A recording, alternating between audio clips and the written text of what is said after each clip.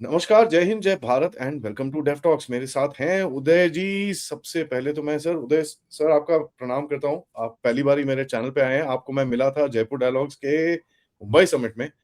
मेरे को बड़ा बिल्कुल। अच्छा लगा। नमस्कार। सही सर, नमस्कार। नमस्कार। सर आप इस टाइम पे वेस्ट बंगाल में हैं। ग्राउंड हाँ, सिचुएशन बिल्कुल। आप बिल्कुल देखते हैं। ग्राउंड सिचुएशन तो अभी ऐसी है कि वायलेंस तो कम दिखाई दे रहा है। बंगाल चुनाव का ये वैशिष्ट्य रहा है कि चुनाव के पहले, चुनाव के दौरान और चुनाव में जीत के बाद यहाँ तीनों चीज मानिए कि वायलेंस से सजी थी या वायलेंस से उसको नहलाया जाता था। लेकिन इस बार मैं देख रहा हूं कि वायलेंस बिल्कुल ना के बराबर है। इसके पहले 8 चरणों में, 7 चरणों में चुनाव होता था, अब की बार 2 चरणों में हो रहा है।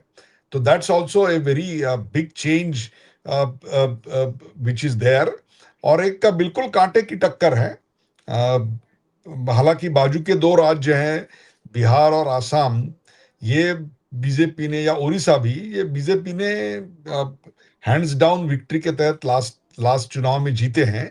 और भाजपा बीजेपी का लोकसभा का जो परफॉर्मेंस था वेस्ट बंगाल में, वो भी बड़ा अच्छा था। लेकिन फिर भी मैं यह कहूंगा कि यह बहुत बहुत कांटे की टक्कर है। बीजेपी के लिए इतना आसान नहीं है। अगर इसके ऊपर कुछ सवाल करें तो मैं इसके जवाब भी दूंगा, ये डिफिकल्ट क्यों है। जी सर, उसमें आने से पहले मैं आपको ये पूछना चाहता हूँ, ये जो एसआईआर में जो नाम कटे हैं, इसके ऊपर काफी गेम खेली गई है कि भैया वो देखो जी, हिंदुओं के नाम भी काट दिए, इसके भी काट दिए, उसके भी काट दिए। मतलब बिल्कुल भी देखा नहीं है किसी ने किस कैटेगरी में कटे हैं, क्या कटे हैं। आपका क्या ओपिनियन है इसके ऊपर sir? SIR is a deciding factor, is a determining factor. और ये एसआईआर पहली बार हुआ है क्या, बताइए मुझे। नहीं। ये एसआईआर तो इसके पहले 12-13 बार हो चुका था। अब साइमल्टेनियसली तमिलनाडु में भी हो रहा है, केरला में भी हो रहा है। यहां तो बीजेपी की सरकार ही नहीं है, लेकिन यहां पे कोई बवाल नहीं खड़ा हुआ। तो फिर वेस्ट बंगाल में ही बवाल क्यों खड़ा होता है।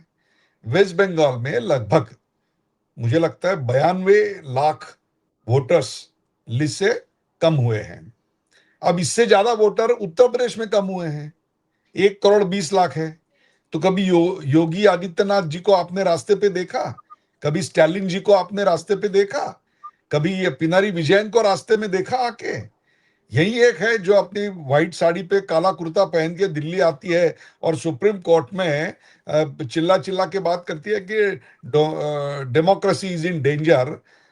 जब पिछले चुनाव में जीतने के बाद नरसंस हत्या हुई थी, उस वक्त डेमोक्रेसी डेंजर में नहीं थी। मालदा में जो हुआ, मुर्शिदाबाद में जो हुआ, उसके बाद डेमोक्रेसी डेंजर में नहीं थी। एसआईआर होना चाहिए कि नहीं होना चाहिए? कुछ लोगों को मानना है कि एसआईआर नहीं होना चाहिए, तो क्यों नहीं होना चाहिए, उसके कारण तो बताइए। जितनी लोक संख्या है उससे ज्यादा आधार कार्ड बटे हैं, ये कैसे बटे हैं? नंबर 2, 12 चिट्ठी लिख चुके हैं गृह मंत्रालय कि हमको जगह दे दो, हमको फेंस खड़ी करनी है बांग्लादेश और आपके बीच। जगह नहीं मिल रही है। खुद अमित शाह जी ने चिट्ठी लिखी है, नहीं मिल रही है।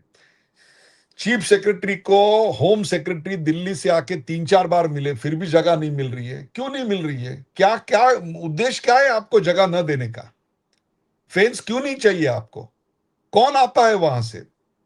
ये सारी चीजें एसआईआर में उजागर हो रही है।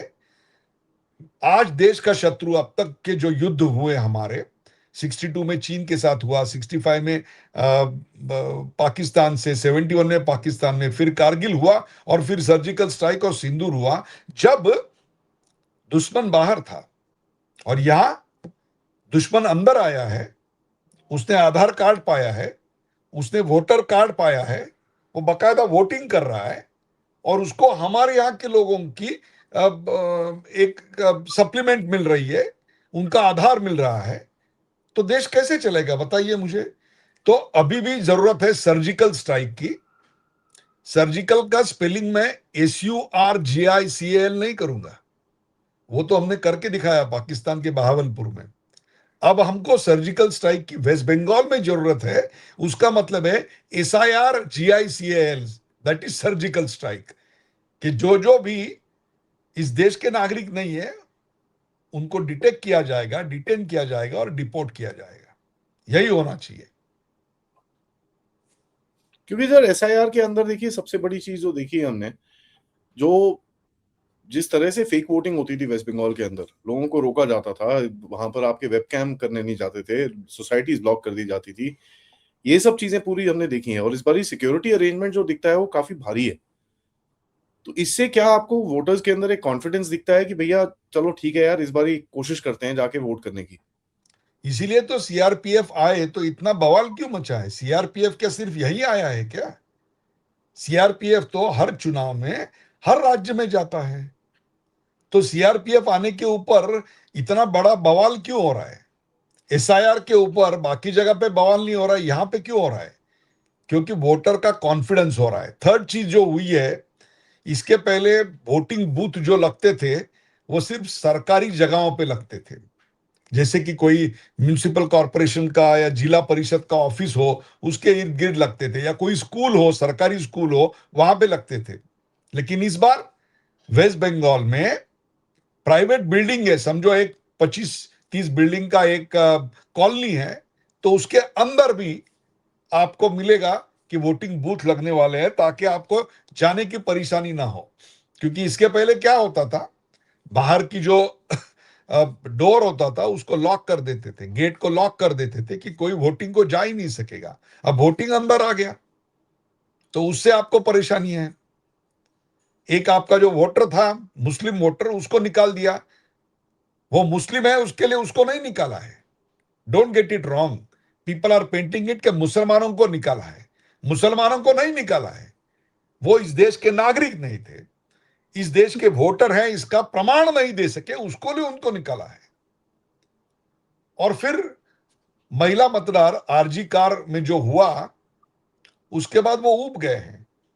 पिछले 5 साल में स्कैम्स के ऊपर स्कैम, इंडस्ट्री मिनिस्टर के ऊपर आरोप लगे, सबके ऊपर।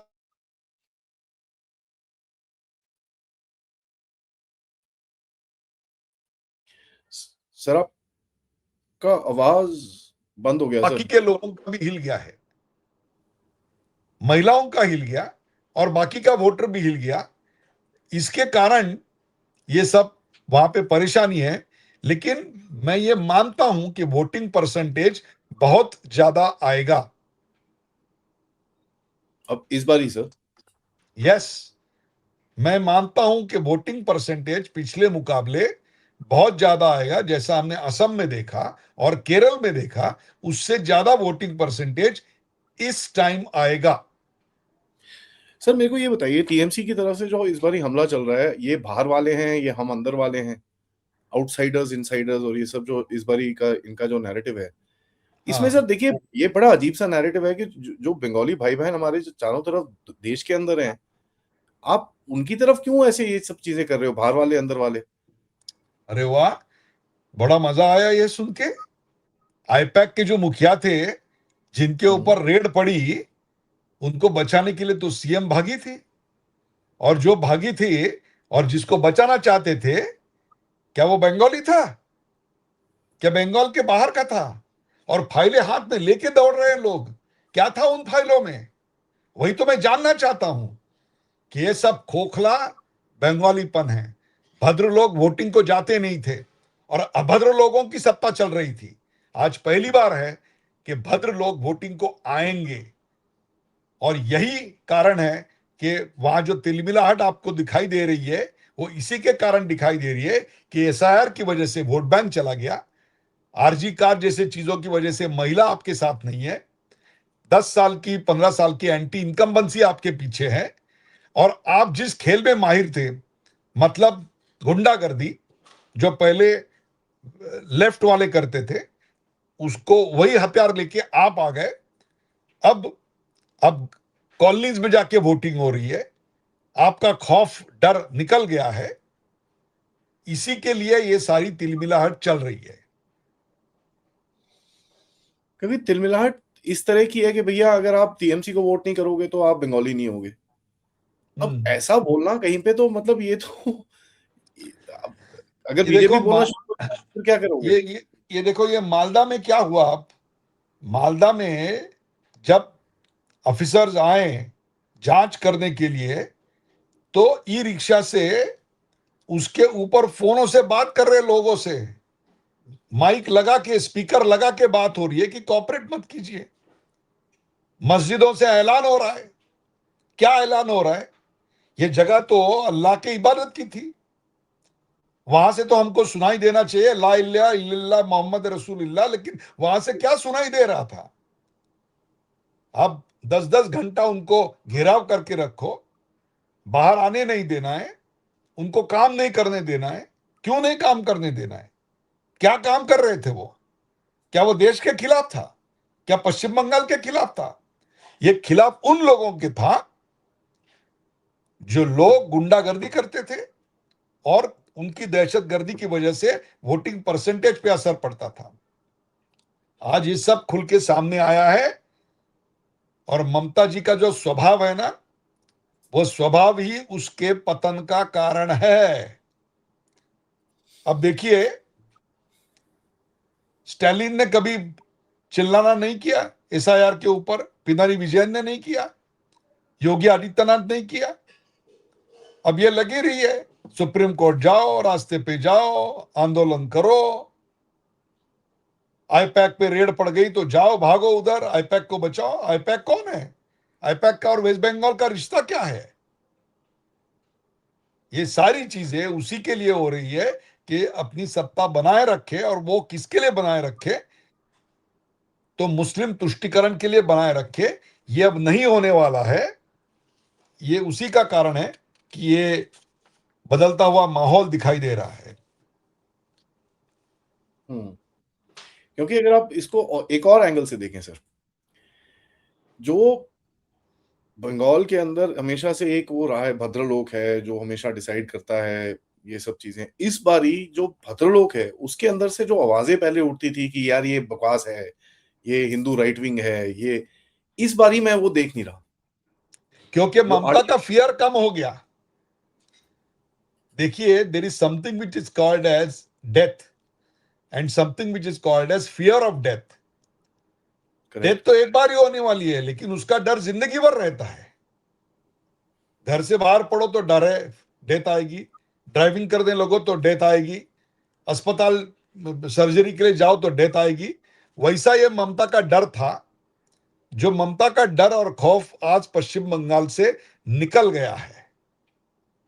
और इसीलिए आपको भद्रलोक, क्या पश्चिम बंगाल की क्या उनकी धरोहर है, साइंटिस्ट है, पोएट्स है, क्रांतिकारी है, लेखक है, नाटककार है, आर्टिस्ट है, सब के सब वहां से निकल गए थे। उनकी आवाज दबी कुचली थी। एक माहौल ही नहीं था जिसमें कला पनप सके,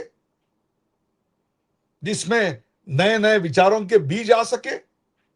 अच्छी अच्छी संस्थाएं बंद पड़ने लगी थी। ये सब उजागर होने का समय आया है। जैसे कि 2014 में इस देश ने करवट बदली, 2026 में पश्चिम बंगाल करवट बदलने जा रहा है। हम्म। इसमें अगर आप सर एक जो मोदी साहब उधर पे आके जिस तरह से उनका अटैक है इस बारी ममता बनर्जी पे अटैक किस तरह का दिखता है आपको मोदी साहब का, और क्या लाइन ले रहे हैं वो? एक एक चेंज आपको दिखाई देगा कि लास्ट टाइम जो हुआ था उसका फायदा ममता दीदी को मिला था। अब ये टाइम तो पैर को कोई चोट भी नहीं आ सकती, क्योंकि वो तो लास्ट टाइम कर चुके आप। तो अभी पैर को तो चोट आ नहीं सकती।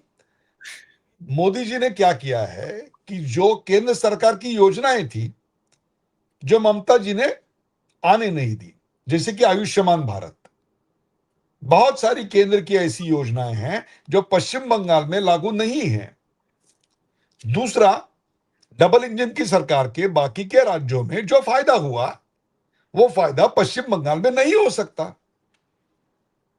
वो फायदा होने के लिए आपको इस बार रेजिम चेंज करना पड़ेगा डेवलपमेंट के ऊपर। और ये जो घुसपैठी आते हैं, उसके ऊपर ये चुनाव अब गया है।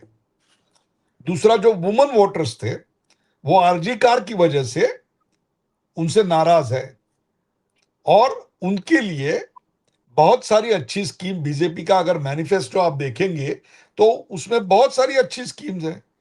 जैसे कि 3,000 रुपया महीना दे रहे हैं, 33%, 33% वुमन रिजर्वेशन है, वुमन ओनली पुलिस बटालियन है, 50,000 हायर एजुकेशन में आपको interest free one time benefit मिल रहा है। इन सब की वजह से जो वुमन वोटर है वो भी ये कह रहा है कि इस बार तो हमको बदलाव चाहिए। और यही माहौल है आज पूरे पश्चिम बंगाल में कि डबल इंजन की सरकार आनी चाहिए। ये स्कैम वाली इनएफिशिएंसी की सरकार हमें नहीं चाहिए। जो ममता बनर्जी इस टाइम पे बड़ी पॉपुलिस्ट से फेसेस को बाहर निकाला है, उन्हें टीवी एक्ट्रेसेस, यू नो, वो बड़ी उनकी जो एक वो रहती है कि भैया मेरे पीछे ना बड़ी सारी लड़कियां होनी चाहिए, टीवी एक्ट्रेस है, कोई जर्नलिस्ट है, कोई ये है, कोई वो है। इस बारी भी उनका वो पूरा जो प्लान है वो एकदम सेम है। 2-3 टीवी हाँ ये एक्ट्रेसेस पहले, अभी भी हाँ और ये ज्वाइन कर। इसके पहले भी उन्होंने ये ट्राई किया था। लेकिन इस बार उस प्रयास को जनता घास डालेगी ऐसा मुझे नहीं लग रहा है, क्योंकि इस बार का माहौल एंटी इनकम्बेंसी से भरा है। घुसपैठिए से लोग तंग आ चुके हैं, इनएफिशिएंसी स्कैम से तंग आ चुके हैं। अब उनको राष्ट्रीय प्रवाह में आना है। देखिए, एक मैं आपको सीधी उदाहरण देता हूं। What is the average month annual income of a typical Bengali? It is at least minimum, I can tell you, 2,42,000 is the national average per capita income. अब आप पश्चिम बंगाल में आइए और पश्चिम बंगाल में पर कैपिटा इनकम आप देखिए तो आपको पता चलेगा कि इट इज मच लेस। 12,800 रुपया महीना है, तो it is less bye 5,000 per month, which is about 40% less than the national average. ये क्यों है? बंगालियों में कुछ कमी है क्या? इसका मतलब है वहां का जो माहौल है वो नहीं है, इंडस्ट्री नहीं आ रही है, नए नए उद्योग जो आने चाहिए वो नहीं आ रहे हैं, बच्चे पढ़ने के लिए वेस्ट बंगाल से बाहर जा रहे हैं, असुरक्षितता का माहौल है, गवर्नमेंट इनएफिशिएंसी से भरा हुआ है, मिनिस्टर्स कैंप से दागी बन गए हैं। ममता बनर्जी खुद मुसलमानों के चुंगल में फंसी हुई है, वो घुसपैठियों को यहां शरण देने में लगी हुई है, जिसका नुकसान सिर्फ वेस्ट बंगाल नहीं भुगत रहा है। मैं जिस मुंबई क्षेत्र से आता हूं वहां मेरा नहीं, बाला साहब ठाकरे ने पब्लिकली कहा था, 80 लाख उस वक्त मुंबई की पॉपुलेशन थी, उन्होंने कहा था इसमें से 2 लाख बांग्लादेशी मुसलमान हैं। आज तो हम 1,40,40,000 पे है, तो आप बताइए कितने हुए होंगे। ये कहां से आए? अरब समुंदर से आए क्या? क्या साउथ की तरफ से आए? ये आए पश्चिम बंगाल से। ये कहां से आए? ये आए 24 परगना से, साउथ एंड नॉर्थ। और मैं आपको इसको दावे के साथ कह सकता हूं, क्योंकि महाराष्ट्र में विदर्भ में एक जिला है अमरावती, उसमें एक तहसील है, एक कॉन्स्टिट्यूएंसी है विधानसभा की, उसका नाम है अचलपुर। वो अचलपुर गांव में दंगे हुए थे और उसके फैक्ट फाइंडिंग कमिटी का मैं मुखिया था। गांव का पॉपुलेशन 1,27,000 था। पूरा गांव एक टेक्सटाइल मिल मिल के ऊपर बसा हुआ था।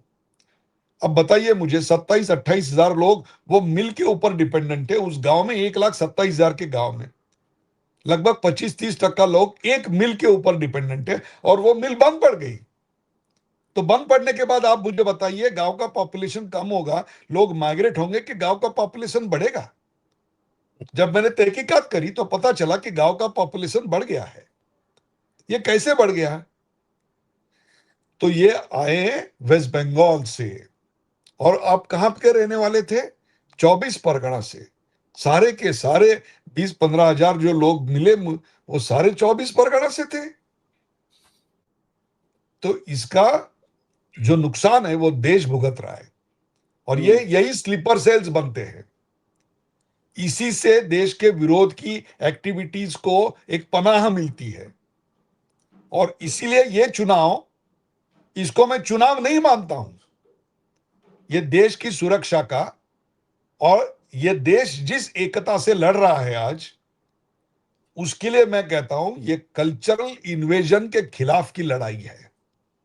This is a cultural war and not a political war in my opinion. Main जो एक सवाल रहेगा सर, जो आज सबके दिमाग में है कि यार पिछली बारी जो पोस्ट पोल वायलेंस हुई थी उसके अंदर कई जो मानना बड़ा क्लियर है कि भाई कहीं ना कहीं बीजेपी का फॉल्टर हुआ था, लोगों को प्रोटेक्ट नहीं कर पाए थे. जब तक रिएक्शन हुआ, जब तक वो सब चीजें हुई, तब तक पॉलिटिकल वायलेंस निकल गया था पूरा. और ये पॉलिटिकल वायलेंस का जो एक दो स्टेट्स के अंदर हम देखते हैं, केरला में और वेस्ट बंगाल में, ये चलता रहता है. This is a constant thing. इस बार ही सर जो कंपनीज अभी बाद में, इलेक्शन के बाद, चाहे जो मर्जी रिजल्ट आए, इलेक्शन के बाद जो डाली गई हैं, उससे कुछ कॉन्फिडेंस आपको लोगों में बढ़ता दिखता है कि ये अभी भी 100% कॉन्फिडेंस बढ़ गया है.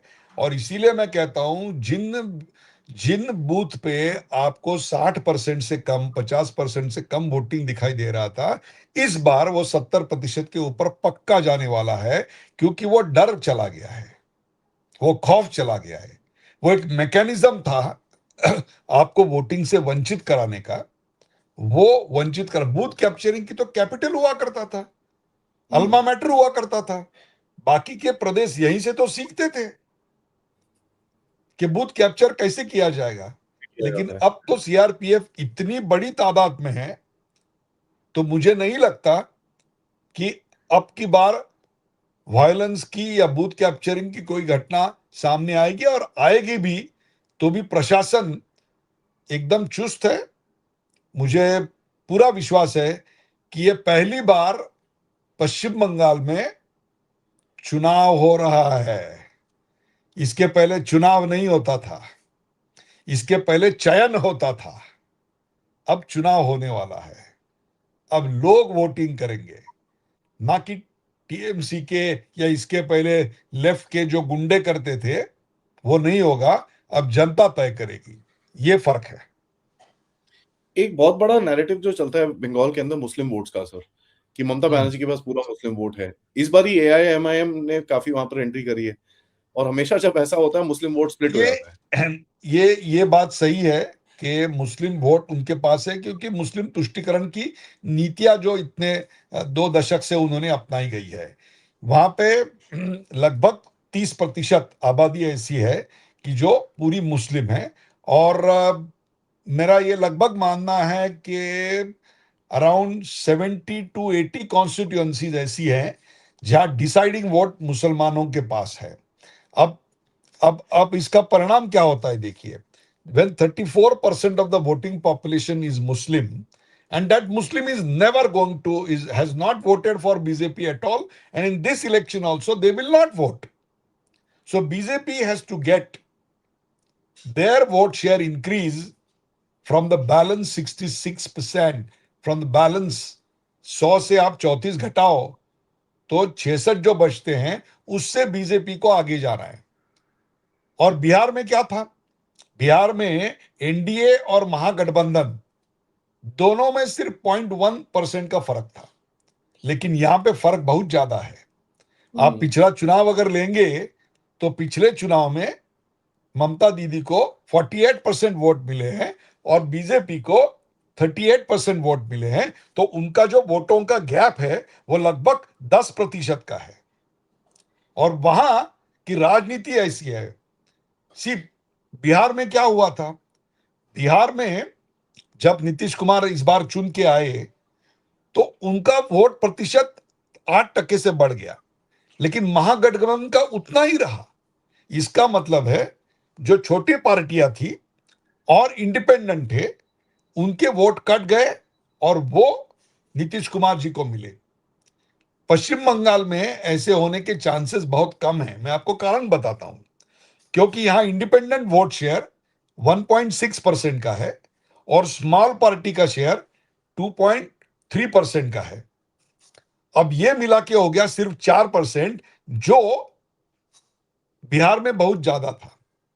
अब बीजेपी को 66% में 38% से, मतलब उनका जो अभी करंट वोट शेयर है ऑफ द टोटल वोट पोल 38% है. वो जब तक वो 44-45 तक नहीं ले जाएंगे, उनका चुन के आना डिफिकल्ट है। तो उसके लिए क्या ये वो इंडिपेंडेंट स्मॉल पार्टीज के वोट लेंगी? नहीं, वहां तो वोट है ही नहीं, 4% वोट है सिर्फ। तो वोट बचे कांग्रेस के और फिर लेफ्ट के, उनके भी वोट बहुत श्रिंक हो गए हैं। तो ये डायरेक्ट फाइट होगी और हिंदू मोबिलाइजेशन के ऊपर, पोलराइजेशन के ऊपर ये चुनाव जाना संभव है नहीं, संभव नहीं, होने ही वाला है। उसके बिना ये होगा ही नहीं। जब तक 70% हिंदू बीजेपी के पीछे खड़े नहीं होते, तब तक बीजेपी को ये चुनाव में जीतना जरा मुश्किल रहेगा, क्योंकि मुसलमानों के वोट तो उनको मिलने वाले ही नहीं है। स्मॉल और इंडिपेंडेंट पार्टी के वोट बहुत कम हैं, और वैसे भी कांग्रेस और लेफ्ट वहां पे तो बिल्कुल ना के बराबर है। तो ये एक थोड़ा फर्क होगा। लेफ्ट 7% है और कांग्रेस 3% है। तो ये 10% में से बीजेपी कितने वोट पाती है, और 1.6% इंडिपेंडेंट है और 2.3% स्मॉल पार्टीज है, तो ये 4%, तो ये 10 और 4 14% में बीजेपी कितनी ले पाती है, और वो लेके क्या 45% तक पहुंच जाती है, ये देखना अब बड़ा इंपॉर्टेंट होगा। और ये जो वोट लेंगे ये मोस्टली हिंदू के लेंगे। तो इसीलिए इस चुनाव में पोलराइजेशन होना उसकी डेमोग्राफी की वजह से बिल्कुल बिल्कुल आम बात है। दूसरी बात ऐसी है कि मुर्शिदाबाद में और मालदा में पिछली टाइम तृणमूल कांग्रेस को सीटें नहीं मिली थी। मालदा में 0 मिली थी और मुर्शिदाबाद में 2 मिली थी। तो आप समझ लीजिए वहां पे हुमायूं कबीर का अभी जो नाम चल रहा है, या एमआईएम का चल रहा है, या कांग्रेस कुछ वहां पे इनरोड लास्ट टाइम भी कर लिए थे, तो उनके लिए पूरे मुसलमान वोट उनके पास आएंगे, ऐसा मानना ठीक नहीं है। उसमें भी हिस्सेदारी हो रही है। मुसलमानों में भी जो पढ़े लिखे हैं, जो राष्ट्रीय विचारों के हैं, वो न ममता के पास जाएंगे, न हुमायूं कबीर के पास जाएंगे, न एमआईएम के पास जाएंगे, न कांग्रेस के पास जाएंगे। वो बीजेपी के पास आएंगे, क्योंकि वो राष्ट्रीय धारा में खुद को जोड़ना चाहते हैं। और वही बिहार में हुआ, वही उड़ीसा में हुआ, और वही असम में भी होगा। आप देख लीजिए वोट, जब रिजल्ट आपके पास आएगा तो आपको वही पता चलेगा। तो मुसलमान का असम, पूरा वोट बैंक ममता दीदी के पास है, वो जमाना चला गया सर। क्योंकि एक चीज मैंने देखी है, एक छोटा गुट है मुसलमानों का वहां पर जो बोल रहे हैं कि यार ये बांग्लादेशियों ने आके हमारी भी सारी नाक काट रखी है यहाँ पर। अब वो कितना बड़ा है मुझे नहीं पता, डिफिकल्ट है मुझे वो नहीं बोलना। लगता मुझे नहीं लगता आज की तारीख में यह होगा। बिल्कुल नहीं होगा। बट एक है कि मुसलमानों का बड़ा शेयर ममता दीदी ले जाएगी, ये आज भी सच है, और इसको अनदेखी करना ठीक नहीं होगा। सर असम में जो चीजें चल रही हैं इस टाइम पे, हेमंता दादा का जो जिस तरह से इलेक्शन अप्रोच है, उसका बंगाल की पॉलिटिक्स के ऊपर क्या कुछ असर है? हाँ और ना, दोनों में मैं इसको कहूंगा। अ, एक तो ऐसा है कि बीजेपी के पास वहां पे एक चेहरा है, हेमंत शर्मा, और वहां पे भी रूलिंग पार्टी टीएमसी के पास एक खुद का चेहरा है। दोनों जगहों पे घुसपैठियों का बहुत बड़ा मुद्दा है। लेकिन अ, आसाम में बहुत बड़े पैमाने पे बीजेपी सशक्त है। यहाँ पे बीजेपी उतनी सशक्त नहीं थी। हालांकि पिछले टाइम उन्होंने 2 से 77 तक अपनी पार्टी को खींच लिया था, लेकिन 77 से 148 तक का आने का सफर इतना आसान नहीं होगा, क्योंकि उनका जो कैचमेंट एरिया है वो सिर्फ हिंदू डोमिनेटेड सीट्स है, मुस्लिम डोमिनेटेड सीट्स नहीं है। तो there is a similarity and there is a dissimilarity between Assam and west Bengal. Similarity in dissimilarity, but एक एक एक चीज तो कॉमन है ना सर, वहां पर जो मियाँ का जो एक हेमंता दादा ने वो जो चलाया हुआ है मियाँ वोट्स का, वो हाँ, प्रॉब्लम तो यहाँ पे भी है। या जाति भेदी नीति, ऐसा जो उन्होंने कैंपेन चलाया है, वो बहुत कारीगर होता हुआ दिखाई दे रहा है, और जो भी आपको 4% वोट इंक्रीज दिखाई दे रहा है वो उसकी वजह से है। और मैं ऐसा ये कहूंगा, केरल और पश्चिम बंगाल में केरल और असम में और पुदुचेरी में 90% voting. I will give full credit to election commission for two things. First, clearing the voter list, sanitize किया पूरा। जो मृत थे वो निकल गए, उनके नाम पे वोटिंग करना मुश्किल हो गया। जो माइग्रेट हुए थे उनका नाम निकल गया, और जो वोटर नहीं है उनका नाम भी निकल गया। So it's a 3 layer cleaning, I would say, of a voter list. तो उसकी वजह से, और घर घर जाके जो कैंपेन, हाउस टू हाउस जाके वोटिंग का कैंपेन किया, अवेयरनेस बढ़ाई, और बहुत सहूलियत से, जैसे कोई बड़ी हाउसिंग कॉलोनी है तो हाउसिंग कॉलोनी में उन्होंने एक बूथ लगा दिया। उसकी वजह से यहाँ पे आपको 4% केरल में, 5% असम में, और पुदुचेरी में भी 90% दिखाई दिया। स्वतंत्र भारत के इतिहास में इन तीनों राज्यों में इतना बड़ा वोटिंग परसेंटेज आपको कभी भी दिखाई नहीं मिला था। आज पश्चिम बंगाल में वही होने वाला है। अब तक का जो वोटिंग का रिकॉर्ड है वो रिकॉर्ड टूटेगा, और सबसे ज्यादा वोटिंग परसेंटेज आपको स्वतंत्र भारत के बाद पश्चिम बंगाल में किस इलेक्शन में दिखाई देगा, तो ये चुनाव होगा कि जहां सबसे ज्यादा वोटिंग आपको दिखाई देने वाला है। ये बड़ा इंटरेस्टिंग रहेगा सर, अगर ऐसा कुछ होता है तो ये दिस विल बी, बोलते हैं ना, एकदम वो गेम फ्लिप मोमेंट होता है इसका। तो अगर ऐसा कुछ होता है, क्योंकि बंगाल के अंदर जिस तरह से पॉलिटिक्स और ये सब चीजें मैं देख रहा हूँ, एक तो पिछले 1 डेढ़ साल से पहले अगर हम जब हम बात करते थे तो हमको दिखता था लोग सोए हुए हैं। आरजी खार का कुछ हुआ, उसके बाद दुर्गा पूजा आया, सब भूल गए। उसके बाद कितनी सारी चीजें हुई हैं इस तरह की, और लोगों ने सड़क पे उतरे, लेकिन जो एक वो क्रिटिकल मास बनता है ना सड़क के ऊपर, वो हुआ नहीं। तो लोग बड़ा एक वो लगते थे कि अचंभा है यार, ये कैसे लोग हैं यार, इनकी अपनी बेटियों के साथ ये सब हो रहा है फिर भी कोई कोई कुछ बोलता नहीं है। तो एक वो डेड टाइप सोसाइटी का टैग लगा तो नहीं था, बट एक सबके ये दिमाग में था कि यार ये लोग क्या है, क्या हो गया ये इनको। जब जब जब विवेक की आवाज को दबाया जाता है, जब विवेक की आवाज को, भद्रलोक की आवाज को जब दबाया जाता है, तो ऐसी परिस्थिति पैदा होती है।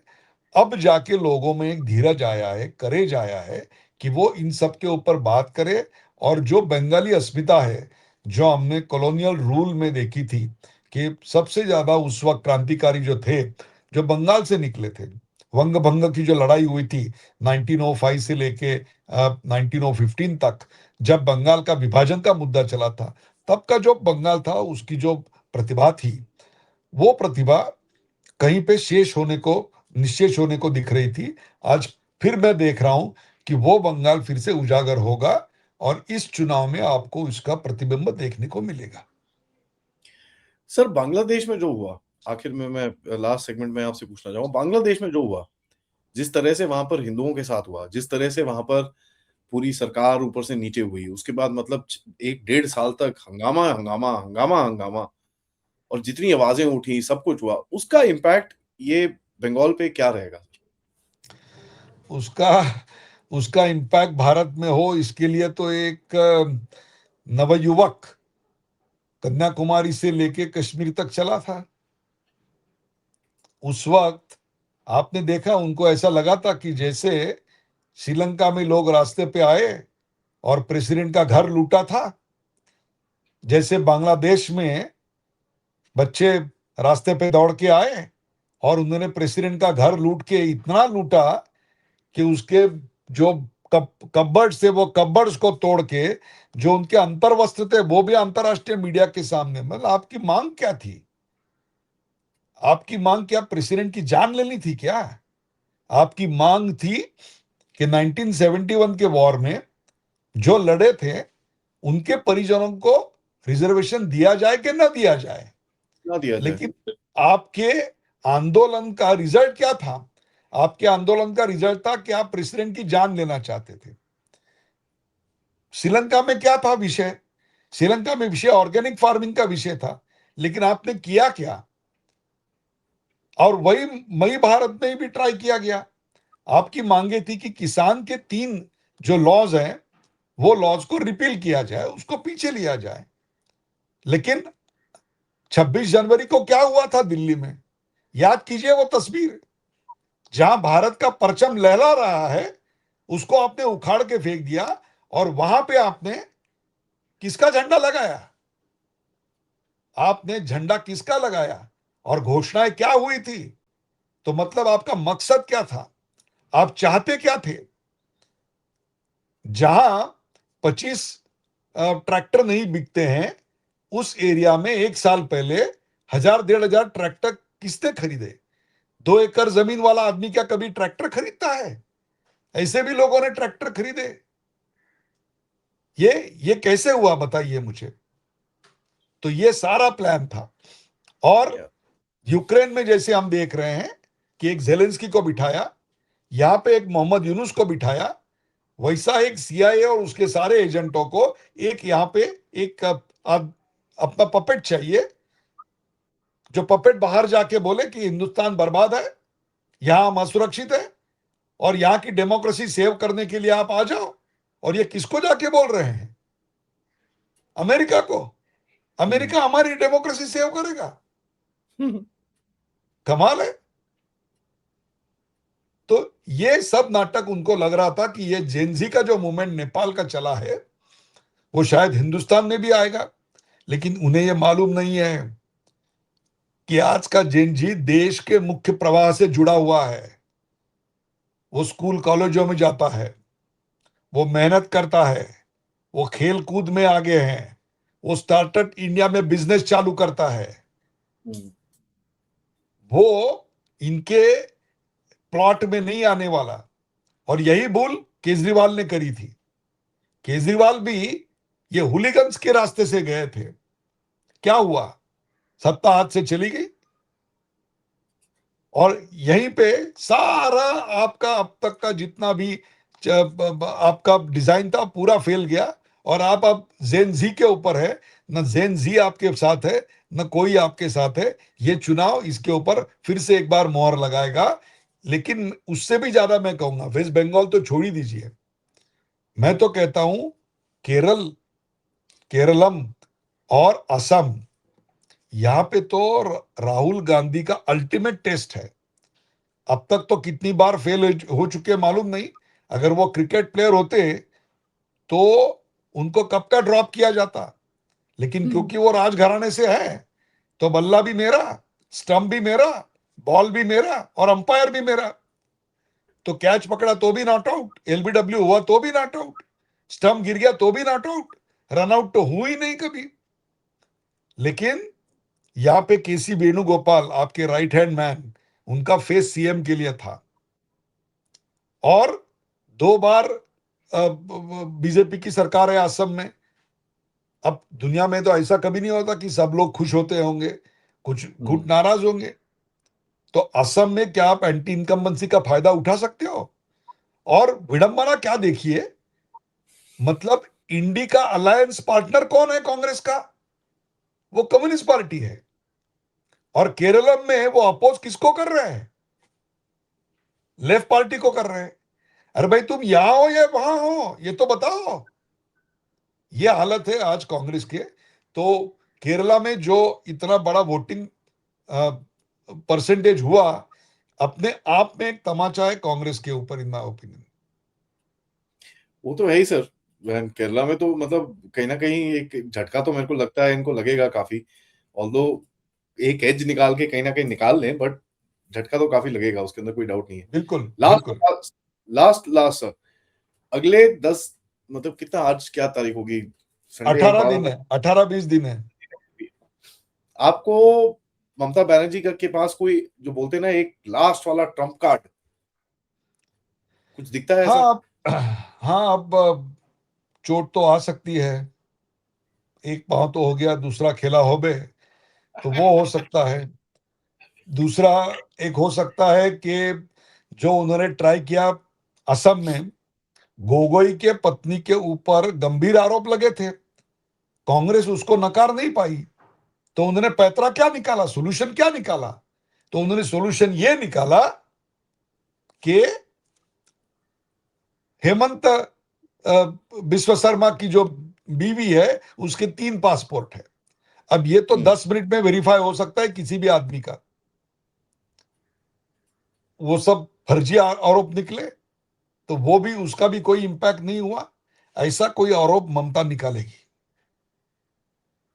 और मुसलमानों को जितना भी खुश करने की कोशिश करेगी, कर सकती है, वो करेगी, क्योंकि that is the last option she has. वो जो एक लास्ट उसके पास एक ब्रह्मास्त्र है। इसके पहले इस देश का प्रधानमंत्री तो कह चुका है कि संसाधनों पर अल्पसंख्याकों का पहला अधिकार होता है। ऐसा ही कुछ इस चुनाव में आखिरी पैतरा, आखिरी बाण जिसको कहते हैं, वो तरकश वो निकाल के वो पहली बार वो चला देगी और उनके वोट का कंसोलिडेशन और ध्रुवीकरण करने के पूरे प्रयास, पूरी नौटंकी करेगी। लेकिन आप अपने स्टेज पे कितना भी चलो, यहां से वहां, वहां से यहां माइक देके, अब जनता आपको दोबारा चुन के नहीं लाने वाली है। ये तो खेला हो जाएगा, मतलब पूरी तरह से खेला हो गए पूरी बोलते हैं तरह ना। खेला हो जाएगा। और ये मैं फिर से कह रहा हूं कि ये चुनाव नहीं है, ये पॉलिटिकल चुनाव नहीं है, ये देश के कल्चर का ये देश के कल्चर का युद्ध है जो हमें जीतना ही होगा। उसमें कोई डाउट नहीं है सर, मैं पूरी तरह से आपसे एग्रीमेंट में हूँ, क्योंकि ये एक स्टेट ऐसा है जो बोलते हैं ना, ड्रैग कर रहा है पूरे देश को नीचे, और जिस तरह से इसके अंदर उल्टे सीधे काम आम चलते हैं। आम के दिन है।